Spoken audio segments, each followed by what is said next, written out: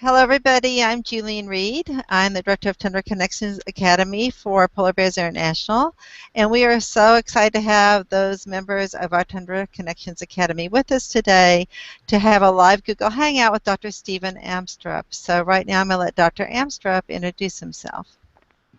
Hi, I'm Steve Amstrup.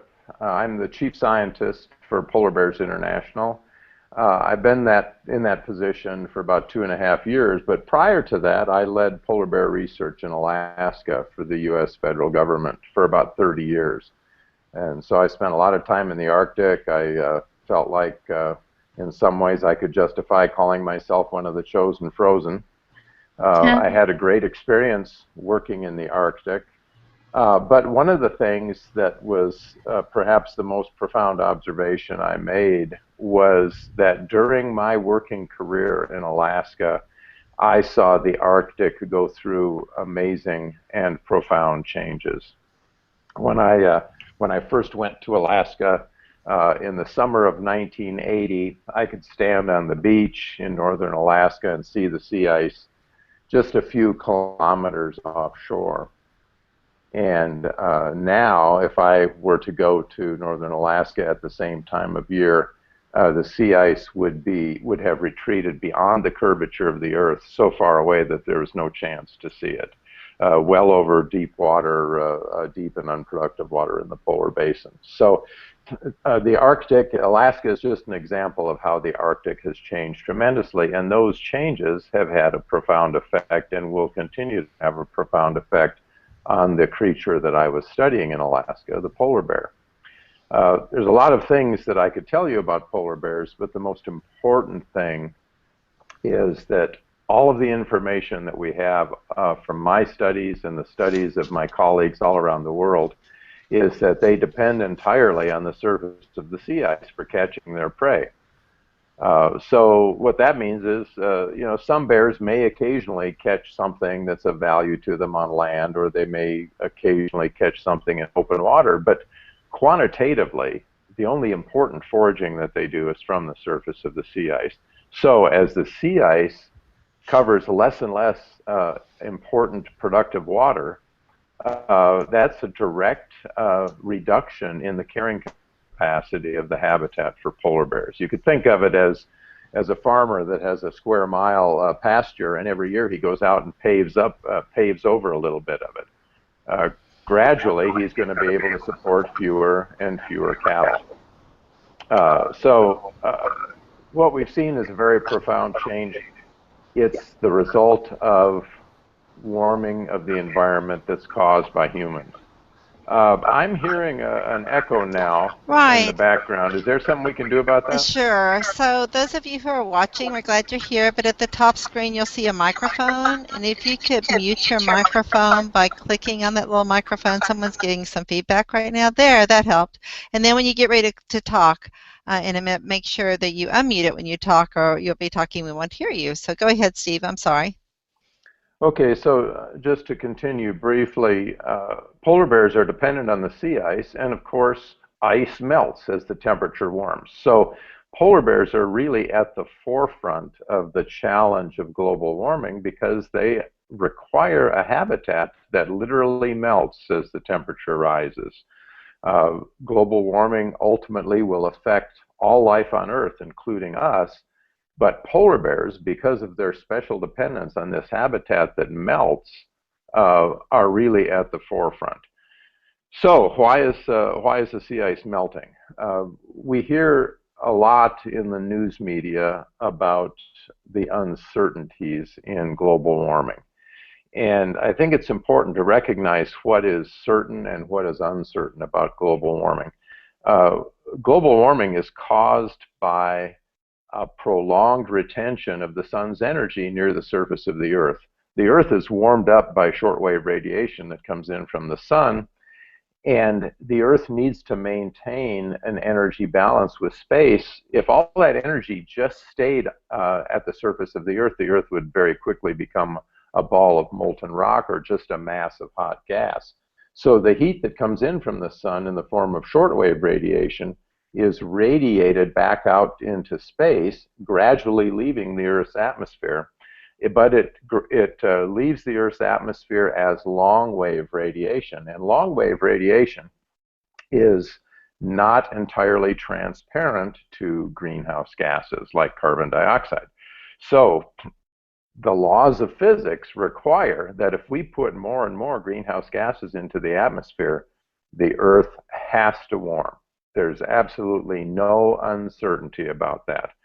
Where there is uncertainty is just how fast the Earth might warm, how one community's warming might compare to another community's, and how the variations in climate and weather, the natural chaos in the climate system that will continue, how that will affect the pace of the warming locally and regionally.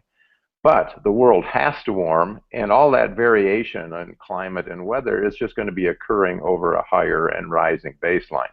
So when you hear politicians or columnists or whatever saying, well, there's so much uncertainty about global warming, we shouldn't do anything, what they're really only referring to the uncertainty in those short-term and proximate predictions. All of that uncertainty really is only relevant if we don't care what kind of a future we're leaving for our children. So I think with that, I know there's a lot of questions out there, and there's several people have logged in now. So I think I'll turn it over to questions and answers at this point. Yeah, and I'm going to actually facilitate or moderate that so that we're kind of all taking our turns with it, but there were some that were sent in advance as well.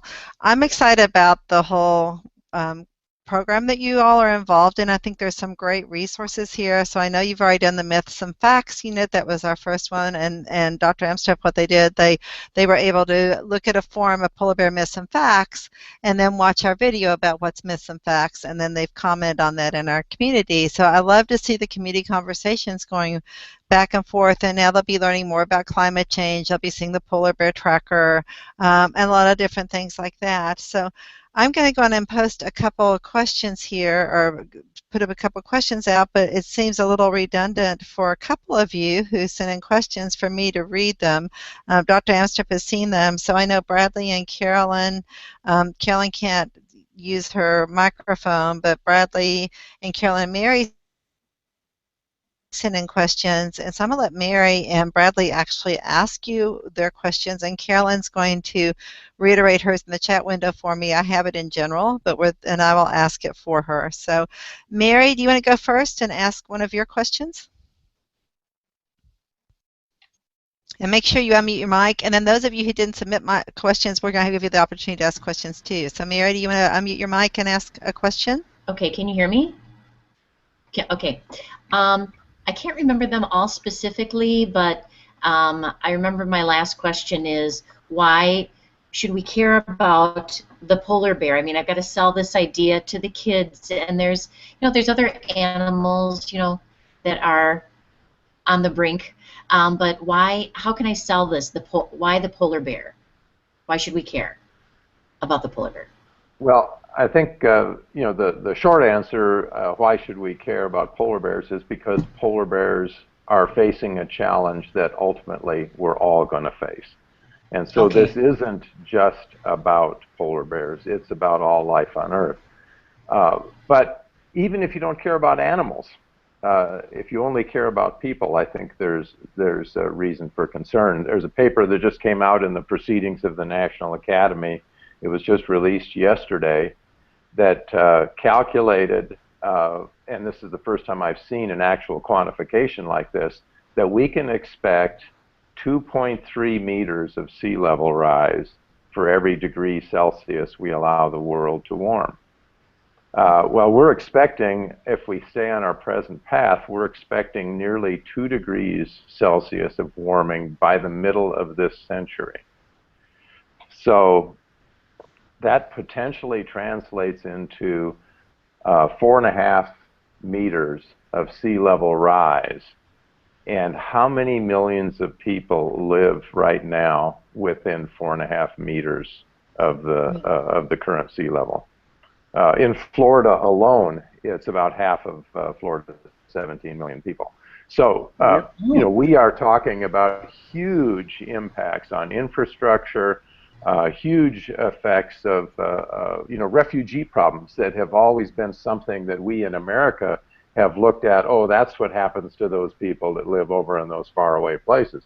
But it'll happen here. So there's a lot of reasons to be concerned about the fate of polar bears because they are just foreshadowing what's likely to happen to the rest of us. Okay, thank you. Anybody else?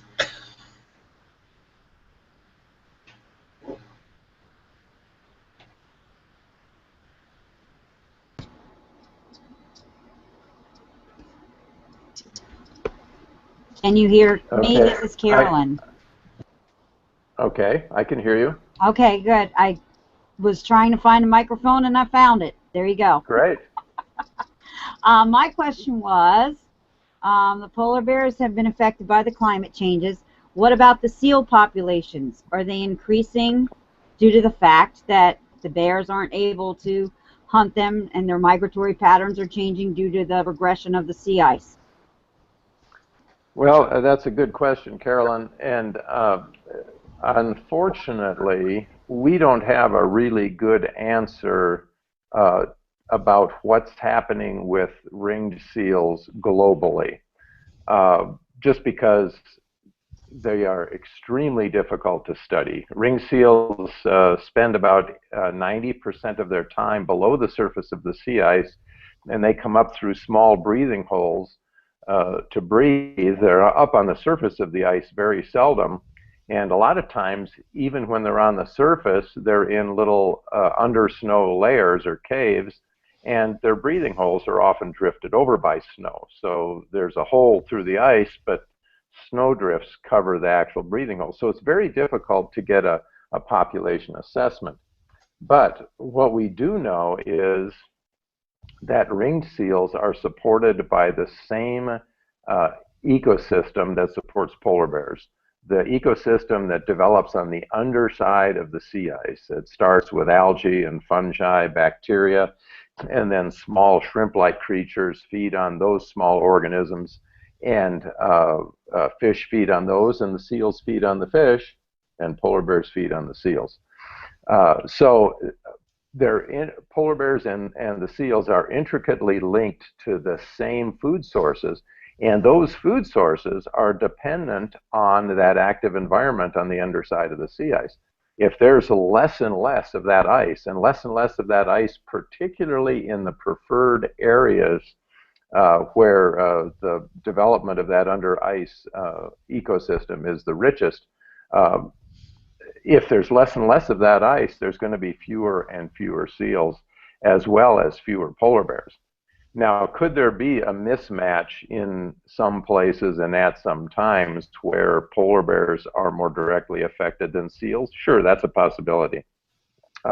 So we could see that in the near term, we might see some places where seals actually benefit from having fewer polar bears around. Over the broad regions of the Arctic, we really don't anticipate that that's likely to happen. The same things that are affecting the polar bears are going to be affecting the seals. And I have always said that even though polar bears themselves are very difficult to study, that one of the important things to think about is at least they are on the surface of the ice. The seals are under the surface of the ice. And so as difficult as they are to study, it's easier to study polar bears than it is to study seals. And because the polar bears are dependent on those seals for their nutrition, they integrate everything else that's going on in that ecosystem. So if the polar bears are doing well, probably the seals are doing well. If the polar bears are doing poorly, it stands to reason that the seals probably also are doing poorly. Okay, Bradley, do you have a question that you'd like to ask? Yeah. So how easy is it for individuals and organizations to get, involved in the conservation effort besides just, donating money or supporting, like the cause? Is there any more direct way? Yeah, Brad, I saw your questions that you sent by email earlier, and I think you had 4 or 5 questions. They were really spot on questions. I really appreciate that. And, you know, there's a number of things that individuals can do and groups can do to help with this cause.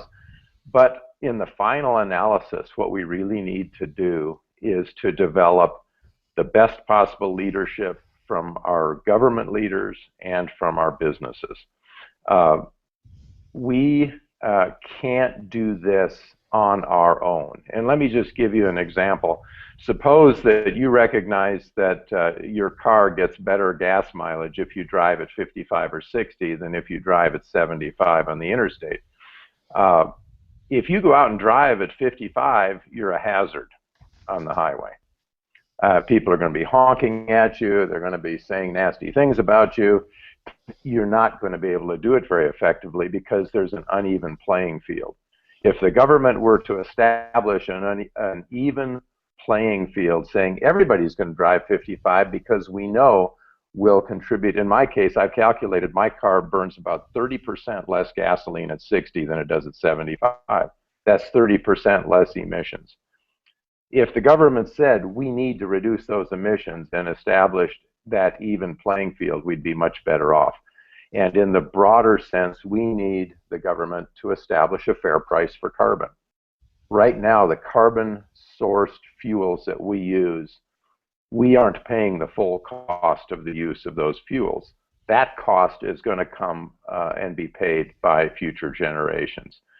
So it's hidden to us. We need to pay those costs now, or future generations are going to be in real trouble. And I don't see any way that that's going to happen without leadership from our government representatives. Now, well, how can we force those representatives to help? Well, we can force them by supporting businesses that have a sustainable business model and see the problems. And if we can get enough businesses to go along with it, maybe they can drag the government leaders along kicking and screaming. Okay, and I'm going to jump in for a second there too, because it is true that the governments and the businesses can have a huge and the biggest impact, but as an individual, you too can have an impact, not only just you, but your students and your school and other organizations. And so a lot of teachers are looking at things they can do around their campuses with their students. They're looking at things they can do in their community where they live, and they're partnering with communities in other parts of the world. And even though you may think one person doesn't make a difference, collectively, if we're all making small changes, they also add up. So don't discount the impact that you and your students can have on making a difference as well. And I think that's also really important. But these are great questions. And Christine, I have some more with Mike's, but I'm going to read Christine's for you because I think it kind of goes along exactly with what we're talking about. And Christine is an environmental science teacher. She says, what are some of the ways I can get my students more involved in causes such as Polar Bears International? Some of the questions my students would ask would be, number one, what are the causes of global warming? And what can we do to lessen our impact? I will tell you that's a large part of the climate piece you're going to see in your second unit. So what causes global warming? You'll see Cassie Siegel talking about that. So know that those resources are coming up in your second module, your second activity through the Academy. And then we'll also be doing it again when we do our second round of this. And then how does something so remote as melting sea ice impact my life in the present? And I think, Steve, you've talked at that a little bit. We're already at a 20-minute mark, so we're going to kind of condense our answers a little bit. But if you could go on and just kind of address those two for her, I think that'd be great. Well, I think I already covered how some of the ways that global warming impacts all of us. And I think that it's really important to recognize that, as I said, polar bears are just at the forefront of this. We are going to see more radical weather, sea level rise, failures of crops, all kinds of things that affect humans directly. We've seen little bits and pieces of this in the last few years. The kind of ragged weather, fluctuating weather that we've seen for the last several years is only going to get worse. So that's one way that it affects us directly. Earlier in my remarks, I described how global warming works and why it is required that the world will continue to warm as long as greenhouse gas concentrations rise. So ultimately, we need to reduce our production of greenhouse gases. What Julene said a moment ago, I think, is really important, that we all can make a difference. And I've seen people, we've seen an example recently. Catherine Fote is in the chat here. She and I worked on a project last year where a family did 1 week of just really modest changes in their energy use patterns and saved 20% of their energy bill. And the things that they do, you'd look at that and think, well, anybody could do that.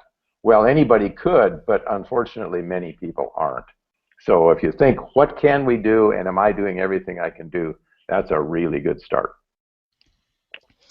Okay, and I was wondering, let's see, we have Christine. I think we've hit everybody here. Mary, I have some more questions that I'm going to give to Dr. Amstrup in a second, but do you want to go on and ask him another question from your end? I'm good. I'm good. Okay, good. This is very fascinating, the global warming connection to polar bears. Okay, I'm going to mute myself. All right. So Bradley, do you want to ask another question? I know you have several more. If I could, just a quick one. How easy is it for us to get, tracking data and, whereabouts of polar bears, and to get, say, more involved with, helping track them and that sort of stuff? That's a good question, Bradley. And actually, Polar Bears International has a really nice bear tracker program that you can get involved in, where you can actually see the movements of bears that scientists are studying in different places around the world. And if you go to the Polar Bears International website, you can walk through to find where that is. And it's really a quite elegant program. And on the website, there'll be tips regarding how you can get more involved. And I hate to keep interrupting and giving commercials for our mini course that we're doing, but that's actually activity 3 of our mini course that you're in right now, is the polar bear tracker information. So they don't even have to navigate to the website. Dr. Amstrup's a little busy. He can't take the course with us. He could be teaching it. He doesn't need to take it. But it's activity 3. And the other thing I want to jump in on is the question about how does this impact you? And so this does absolutely sound like a commercial, but one of the things we're doing for our next mini course is making those global connections and helping kids see what's happening in their community. How are they being affected by climate change? What's happening in the rainforests in Borneo when they're cutting down the rainforest in Borneo, and that's affecting the CO2 emissions and all of that, or what's happening with the ice melt on Kilimanjaro. So there's something in some way happening almost everywhere around the world, and finding that local connection as a teacher, I think, is really important. That how can you get them to understand it's not just the polar bears, it's things that are happening in my own community now. So look at the erratic weather patterns that we're seeing, look at the crazy temperatures, helping them understand the difference between weather and climate, but just trying to bring it home and make it more relevant. So that was a great question, Christine. Anybody else have a question they want to post to Dr. Amstrup? Okay, Mary, you want to go ahead and ask one? Yeah, I was wondering how you use mathematics in your position, or how the students can use mathematics in connection with the sea ice or other things. I mean, how do you use mathematics? Can you hear me? Yeah, we heard you. Well, the short answer is that mathematics increasingly are required for just about everything that we do in biology or in the physical sciences. We are increasingly dependent on mathematical models of various kinds, where we take a certain amount of data and then use mathematics and statistics to try and get a better understanding of what those data mean. And without getting into detailed examples, is just critical at almost every phase. A simple example is one of the most important questions and most commonly asked questions we get is how many polar bears are there? And we estimate how many polar bears there are with ratio techniques. We tag a bunch of bears, and then we go back later and we recapture bears, or we capture some more bears, and some of those are previously tagged. And the ratio of the number in that new sample that are tagged to those that are untagged is theoretically related to the total number in the population that's tagged to the total size of the population. So there's a simple ratio example of how it works. And you can find a little bit more information about that on the PBI website of that exact example and it's presented in a way that children even could understand. Oh yeah, I know what ratios are, and I can see how that works. Okay. Well, and Thank quite you. honestly, this is such a great interdisciplinary project or topic. You can address it in all disciplines, and so there are some links to some resources in the mini course that you can go look at and get some educational resources that give you some of those examples. I know our math teacher, Jill Riley at St. George's here in Memphis, analyzed some of the data with 6th grade, and there's some units on there talking about how the noise level of tundra buggies affects the bears. But you can also look at climate change and bring it down to as low a level or as high a level as you want. Some of the data is available through the polar bear tracking that you could analyze that, but there also are a lot of resources on PBI's website under the education portion of that for teachers and students with lots of data. And there's data out there too through other organizations like Taking It Global that you could look at. So know that there are so many ways to bring in the math. You just have to kind of think about what are the skills you're teaching and then what type of data could you use with that, and post those questions in the community. That's a great place for us to use that Tundra Connections Academy community. That's a great place to kind of share ideas and bounce things back and forth. So I think it's about time to wind up. I'm going to let everybody have one chance for one last quick one, and then Dr. Amstrup can give his elevator speech answer to it, and then I think we're about ready to wind up now, or if you have any questions in general about the mini course you're taking. We're so excited that you're a part of it. Lee and I have both worked on it, and Krista, and I know Catherine and Barbara have worked on it, as well as BJ. There's been a whole team behind the scenes working on this that you haven't seen. So we're excited you're a part of it, and if you have one last question, either type it in or go on and ask it. In the meantime, go ahead. Sorry, no, go ahead. Sorry. All right, Bradley, you go. I'll be the director. Yeah. Go, Bradley. Okay.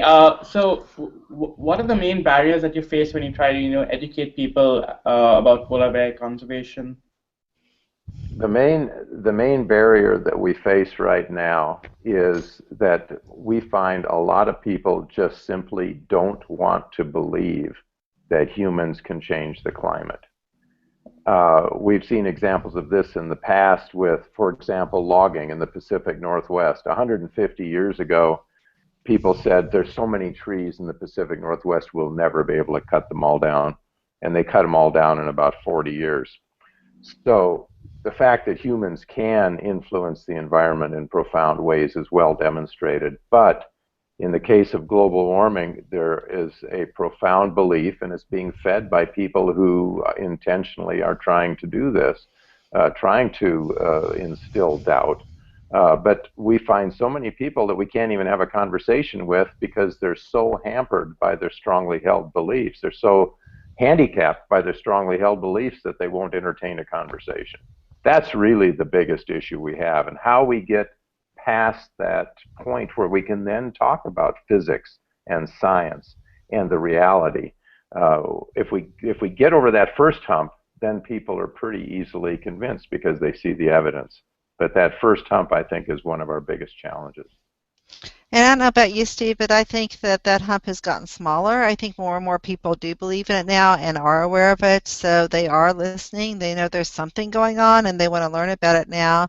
And one of the ways I make it a little more palatable when I talk about it is, and this is just the way I spin it, is more about the climate change and the global warming, because for some reason that just seems a little more palatable than the other. Mary, would you like to ask one last question? You're good? Mary always says no, and then she has another 1 minute later, so we can see if she pops back in. I know. Well, I wanted to make one. I wanted to make one closing, at least one comment about what was said earlier. People were asking, well, how does this affect me down here?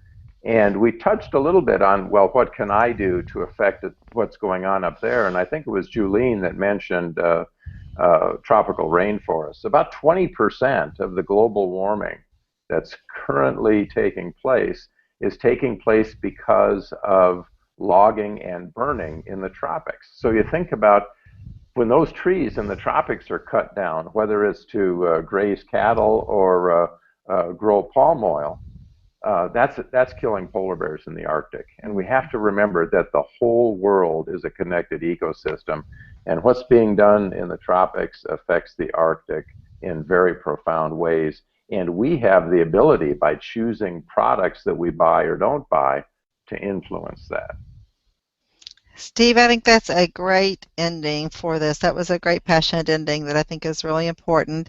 And my closing statement to you is, you know, even though it sounds dour sometimes, what's happening to inspire kids to know they can make a difference. Your students really can make a difference, and so helping them find ways to make a difference and leaving them with a sense of hope that it's not too late, and that if we all work together collectively, we can make a difference.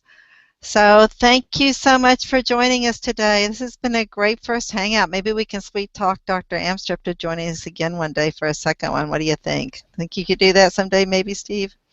Oh, I'm sure I could. All right. Well, thank you, everybody. Post any more questions you have or comments, and share, you know, information in the community. And we're glad you're here.